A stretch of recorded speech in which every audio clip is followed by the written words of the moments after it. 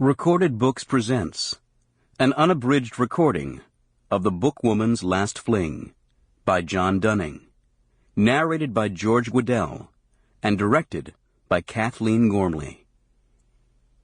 This book is copyrighted 2006 by John Dunning. This recording is copyrighted 2006 by Recorded Books. Rare book dealer, ex-homicide cop, and private eye Cliff Janeway is tempted out of his bookstore and into the world of horse racing. As impulsive as ever, Janeway accepts an invitation from wealthy horse trainer H.R. Geiger to travel to Idaho and look at some rare first edition books. But what turns out to be a stunning collection has also been attracting some rather unsolicited attention. And now, The Bookwoman's Last Fling. Chapter 1. The morning was angry, but I was cool. The rain rolled in from the west like a harbinger of some vast evil brewing, but I had the man's money in my bank account. It was mine. He couldn't get it back unless I went nuts and decided to give it to him, and that made me cool.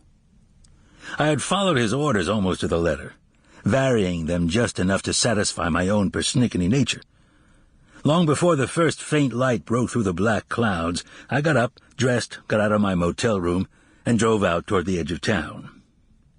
I found the all-night diner without a hitch, parked at the side, and sat in my cold car with the motor idling. I was early. I'd been told to come at 5 o'clock, no more or less. But I tend to ignore advice like that, especially when it comes with an attitude.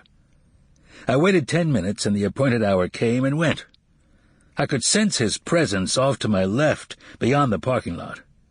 If I looked hard at that patch of darkness, I could make out the vaguest shape of a car or truck, a vehicle of some kind, in a small grove of trees. At 5:05, by the clock in my car, I got out and went inside. The waiter took my order, a slam-bang something with eggs and pancakes, enough cholesterol to power the whole state of Idaho. I consoled myself.